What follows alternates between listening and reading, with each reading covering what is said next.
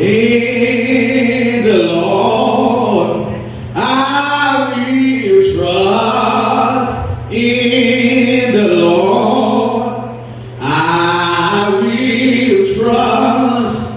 In the Lord until I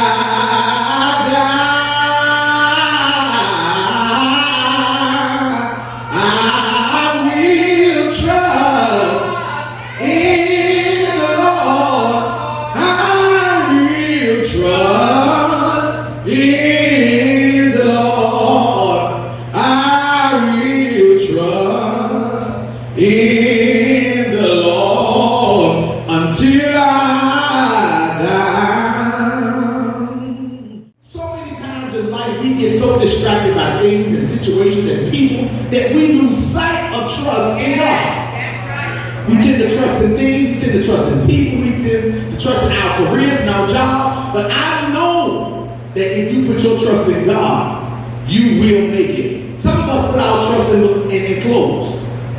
We tend to have a wardrobe, amen, full of clothes.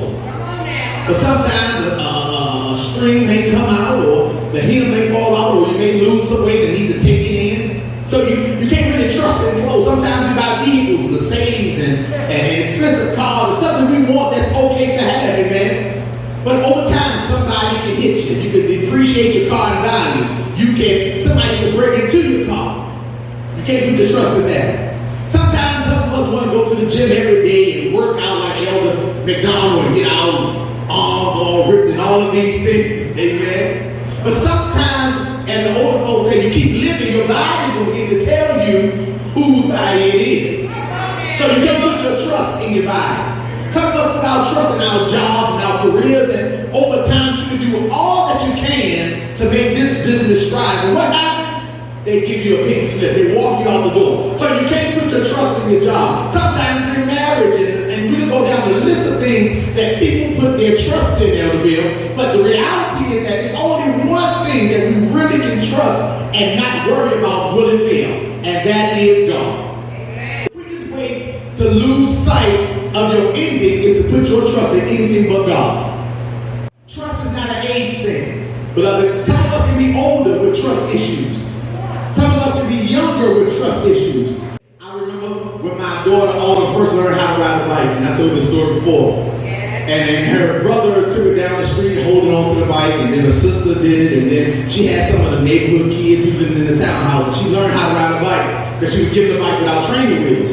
But the end of the day was she always had a fear of falling.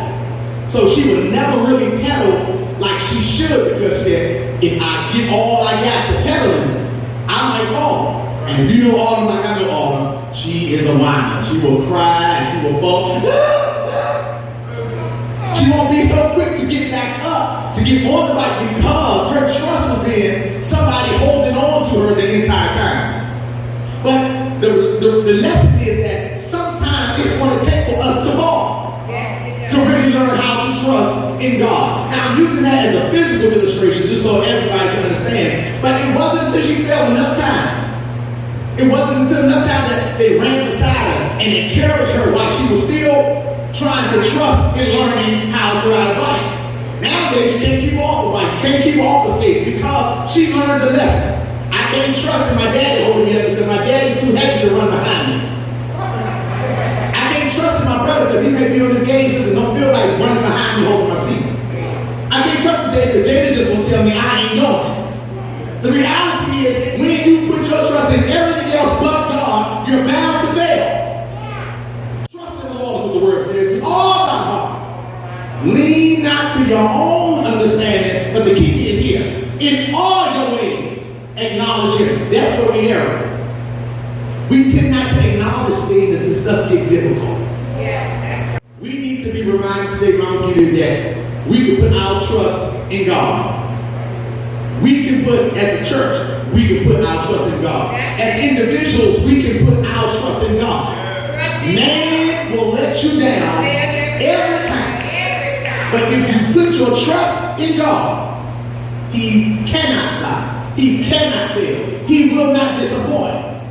Now, one thing about God's trust doesn't mean he's going to do what we want him to do, where we want him to do it. Truth of the matter is, it's okay to get off. Truth of the matter is, we may not talk about this much, but it's okay to not understand why. It's okay at times to lose your focus and to be angry. But it's not okay to stay there. It's not okay to wallow there so long that you now become disconnected. You're not even really keeping God in your life. John the Baptist, the forerunner, he lost his trust. He lost his sight for a second. But what happens? The Lord will convict. The Lord will say something. The Lord will make a way for somebody to come in your life to get you back on course. Yes, He will. It's easy to get sidetracked in life and begin to rely on your own trust.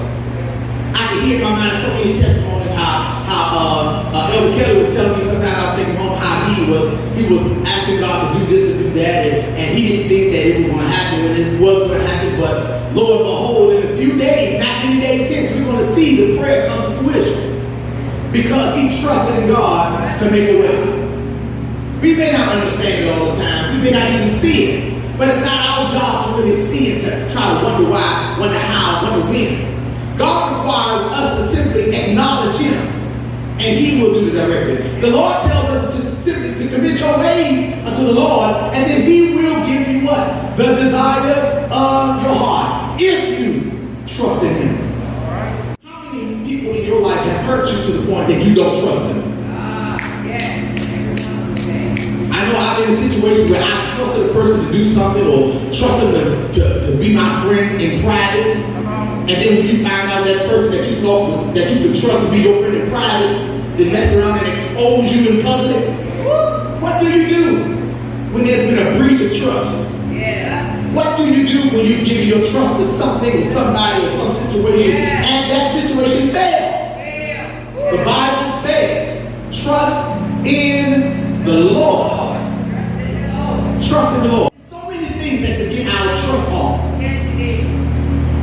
So many things. And God is requiring his people to come back to him, not halfway, but with all your heart, with all your mind, with all your soul. It makes no sense to be in church all of your life and you miss heaven for any reason. The reality is our truth is in God. There is no other way but God's way.